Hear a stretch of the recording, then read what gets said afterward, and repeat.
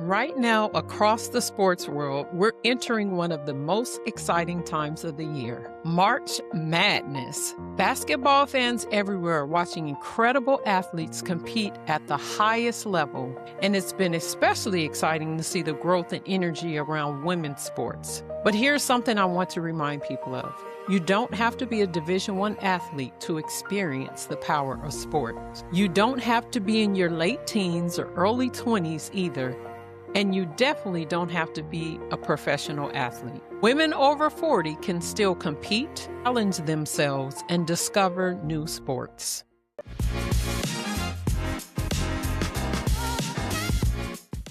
Greetings and welcome to the Elevated Flo Podcast. I'm your host, Coach Flo, aka the Black Rowing Queen. The Elevated Flo Podcast spotlights elite and everyday female athletes, mostly over 40, sharing how they elevate their game and their flow in sports, wellness, work, and life.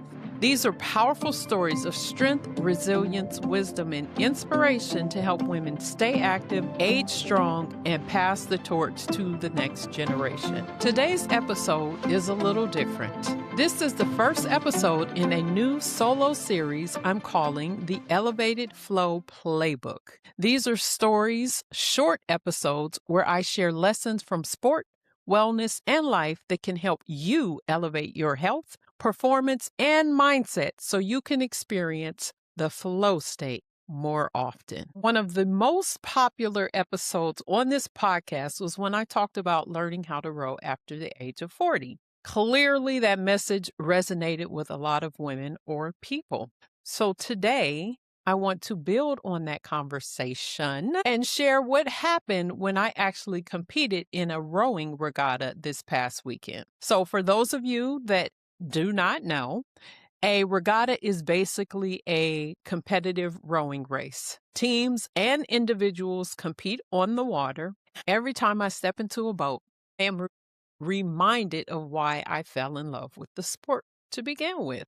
Rowing is challenging. It's fun, it's competitive, and it helps you build community. It requires strength, endurance, focus, and teamwork, but it's incredibly empowering. And I'll share a few photos from the regatta during this episode because I want you to notice something very important. For example, take a look at this photo. Do you notice anything? These are not 20-year-old college athletes. Many of these women have careers, own businesses, have families, responsibilities, and full lives, and they still choose to challenge themselves in sport. That's the message that I want women to hear today. You don't have to be an elite athlete to experience the power of sport. You just have to be willing to start. One of the reasons I believe rowing is such a powerful sport for women over 40 because it is low impact but high power. Rowing works about 86% of the muscles in your body, your legs, your core, your back, your arms, your glutes, your hamstrings. Well, I said your legs, but your glutes and hamstrings are very much involved, your calves. So 86% of your muscles you're using. So it's low impact on the joints, but you use a lot of power because most of the power comes from your legs and your back. It's a hip hinge motion that engages your glutes and your back, where about 30% of the rowing stroke comes from. So unlike running or other high impact sports, it's much easier on the joints. So that's one of the reasons that I encourage women over 40 to try rowing.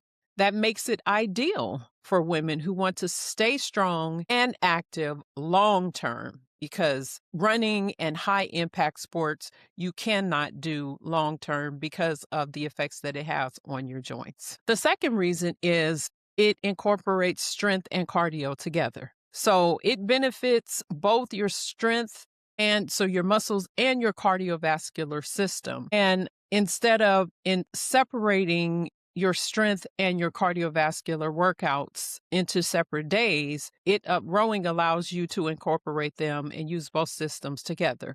Now, I'm a huge advocate of doing strength training separately because strength training in and of itself will help you get more power for rowing, But if you don't have a lot of time and you aren't able to split your rowing or your cardiovascular along with your strength, rowing can help in that instance. Point number 3 is that it takes a lot of mental strength. There's everything that we do really starts with our mind. And so with rowing, it's the same thing. You have to stay focused because it is such a challenging sport.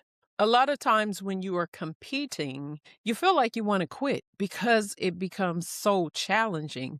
But that's the part of the sport that develops the resilience and the mental strength in exercising through rowing. Because even though you may feel that way, you have to tell yourself, I can do hard things. I'm strong.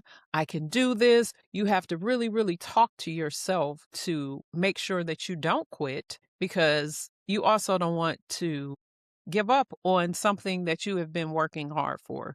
So mentally, you may feel like you want to quit, but then, like I said, you have to talk to yourself and your body. It's in your mind, a lot of it. Your body has prepared you for it. At least if you are training correctly, your body is prepared for that. So you need to tell yourself that your body can do more than what you are thinking that you can do in that moment. The other part, the other mental part, is that you have to find a rhythm. It's very rhythmic, the rowing stroke. And especially when you're rowing with a team, you have to find rhythm. Now, I will say that the race that I was in this past weekend, although we won the bronze medal, it was not, the way that we performed together was not very rhythmic. We got through the race, we pushed hard, we worked hard, and everybody in the boat actually trained. But it was the first time that we all rowed together. That really shouldn't matter all the time, especially with masters rowers. And masters rowers just simply means that you're 25 or 26 and over. That's what they consider masters rowers, at least for the United States, U.S. rowing. So as far as masters rowers, because we have lives and careers and work schedules and families, we're not always able to practice together with the people that we're competing with. So if you are doing your part as far as the practice is concerned and exercising, and like I was just talking about the strength training and cardio training, I think it's very important to do cross training. So if you're not able to get in a boat or on a rowing machine, then you need to be doing other kind of training that will help you to prepare for competition.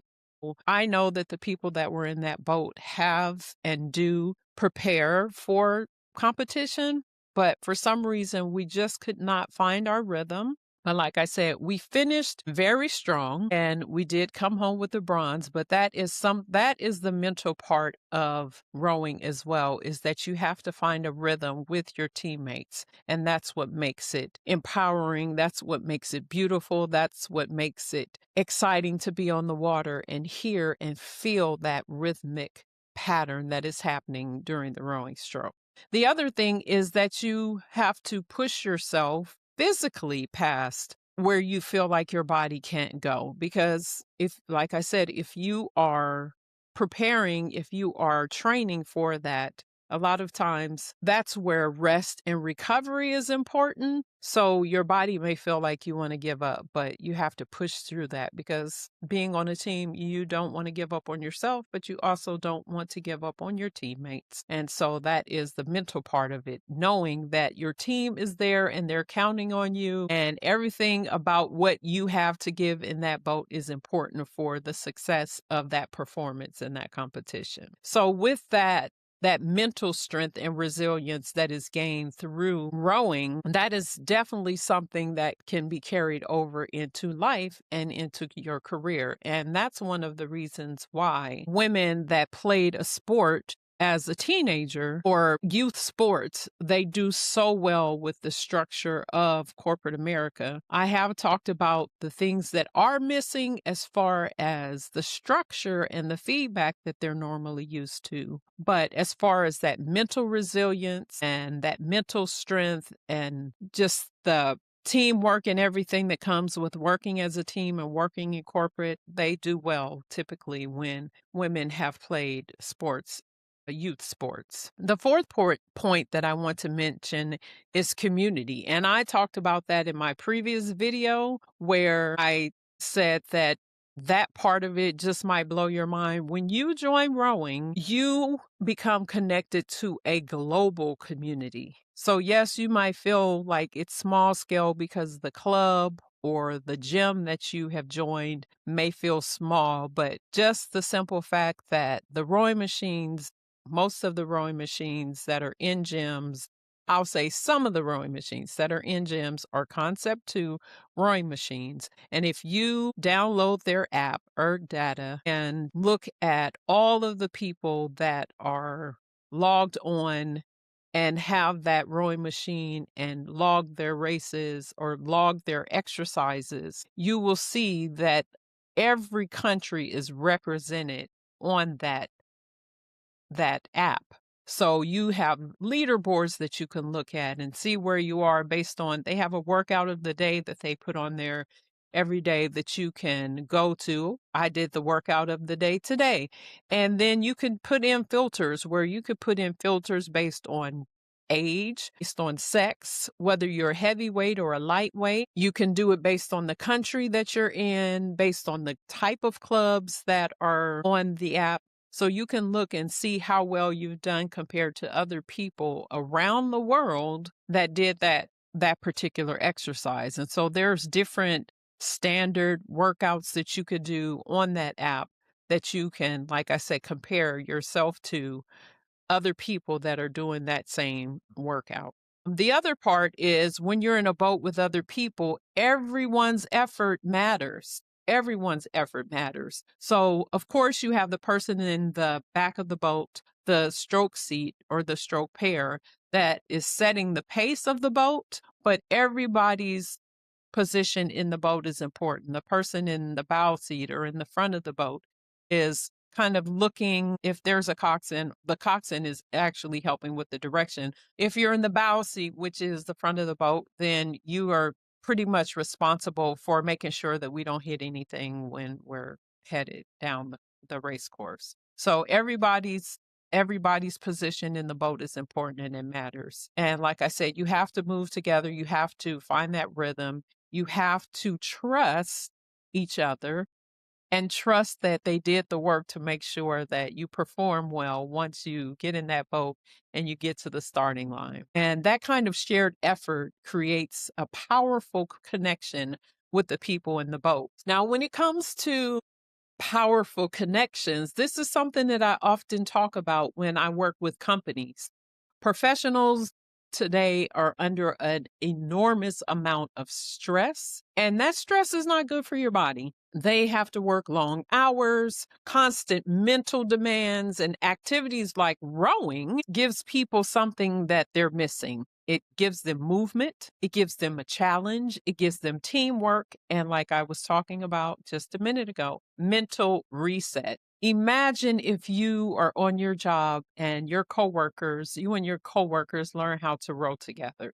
That's what I do when I go into companies that I work with. We do rowing challenges and teamwork, team building. So it's team building, it's culture building, and it's supporting each other. You're learning how to communicate better so that you are working together as one.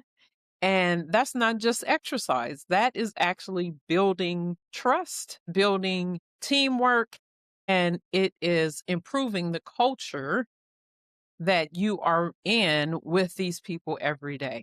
If you're leading high performers and wondering why they burn out, disengage, or plateau, this is for you. Former athletes and high achievers don't struggle because they lack drive or discipline. They struggle because the supportive systems that once supported them and fueled their growth are gone. I partner with organizations that want more than output. They want thriving leaders, retention, and sustainable performance. Because true wellness and growth aren't perks, they're fundamental. If you're ready to build a culture that supports the whole person at work and beyond, let's talk. Click the link in the description to explore how we can partner to prioritize workplace wellness. Now, let's get back to the episode. You're listening right now and you're thinking, oh, I could never do that. Let me tell you something. A lot of the women that have joined the sport of rowing started later in life. Like I showed that picture earlier, those women aren't in their 20s or 30s, and some of them aren't even in their 40s.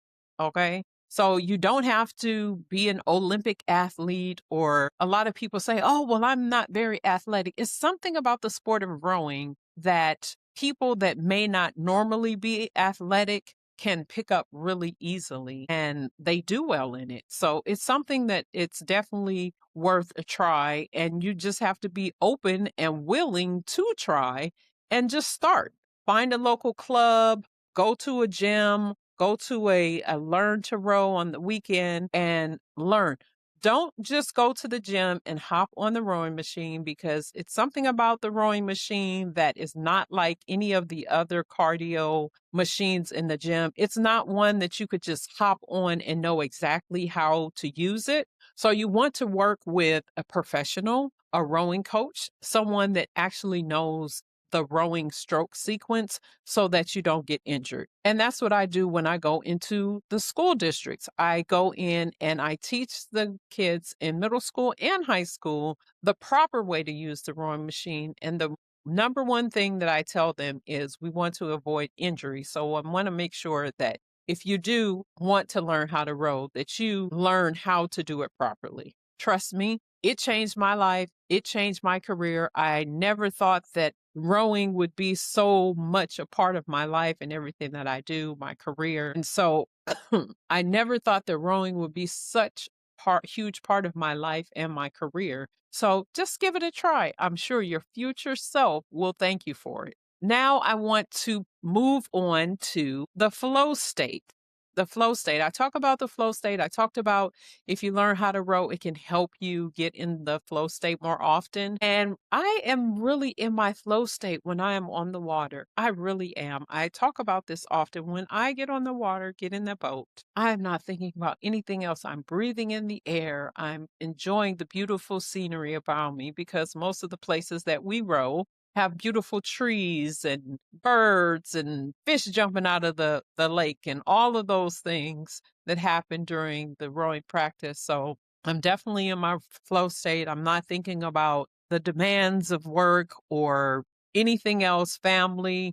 I'm just in that flow state. It's something about being around the water as well that just that blue space that just brings out the best in you. And like I said, even though you are working hard and challenging yourself, it feels easy and it feels beautiful and it feels like flow. It's flowing. Okay. So, yes, you definitely want to experience flow state more often. Now, as I close this first of this series of the Elevated Flo Playbook, of course, I want to talk about passing the torch to the next generation. One of the things that I deeply, deeply care about is helping more women and girls discover the sport of rowing and just moving more. And so one of the things that I really, really was excited about this past weekend when I was at the regatta is the fact that I saw so many girls and boys, because I did used to coach middle school boys as well, but I saw so many kids that I've coached in the past at the regatta, and to see them still being involved in the sports really warmed my heart. They were excited to see me. I was excited to see them, and I was extremely excited they stuck with the sport. So passing the torch to the next generation, if you get involved with the sport, introduce it. Bring a friend with you. Bring a coworker. Bring your daughter. At the regatta, I met a parent that has one child that's in rowing, and he had his youngest daughter there. And I was talking to her about rowing, and she was saying, "Oh, well, I would love to be a coxswain." I said, "Oh, yeah, well, you can do that." And then I reached out to her dad. I saw him as well and talked to him about it. And then I reached out to him today and just said, this is half season. Go ahead and bring your daughter. Let her come ride the launch with me. and meet the girls on the team and see if it would be something that she would be interested in. So I definitely love exposing more girls to the sport and the team. It really does build teamwork and helps develop girls to be better leaders, better teammates, and better people. We definitely focus on improving the lives of the girls on the team to be better people, not just better athletes. But when you are a better athlete, you end up becoming a better business owner, a better corporate worker, a better mother, a better daughter, a better friend, a better person. And so that is what we focus on. We want them to be strong. We want the girls to be resilient. And so even if you haven't experienced that yourself as a woman, it's still not too late to experience that regardless of the age you are. So if you are not currently active, like I said, find a local rowing club. You can contact me as well, and I could connect you with the local rowing club and tell you the questions that you need to ask to get involved. When women stay active, they become more confident, or they stay confident, they stay resilient, they stay strong. And that is something that you have to continue to exercise. Being in positions where you challenge yourself and you show the strength that you have developed over time. You can't just be strong, just say you're strong because you're strong. No, you prove that by put in situations where you have to show that strength and resilience. So if you're already active, go ahead and pass the torch to another woman or another girl to get them involved and get them active, because when we are healthier as women, our families are healthier. It comes with eating well. It comes with staying active, getting sleep, rest, recover, and repeat. Rest, recover, and repeat. Okay. So the truth is, strength and possibility don't have an age limit. So if you are 40 and over, try rowing. So with that, thank you for watching the Elevated Flo podcast. I will invite you to my Patreon community. You could click the link in the description. We go a little deeper in the conversations and the interviews that I have with the guests on the podcast, so you can watch those conversations in there. And we're building a supportive community of women that want to stay active and be healthy. So you could join the Patreon community by clicking the link below. And if you felt inspired by this episode and you want to reach out to me, you can also do so. If you are a woman in corporate and you want your workplace to be more active, healthier, where your corporation focuses more on not just the worker, but the person as a whole, share this episode with your HR director or your people services person to help them, let them know that we have corporate wellness workshops and team building and culture building workshops as well. So until next time, this is Coach Flo signing off. Remember to find your zone and elevate your flow. Peace. 1, 2.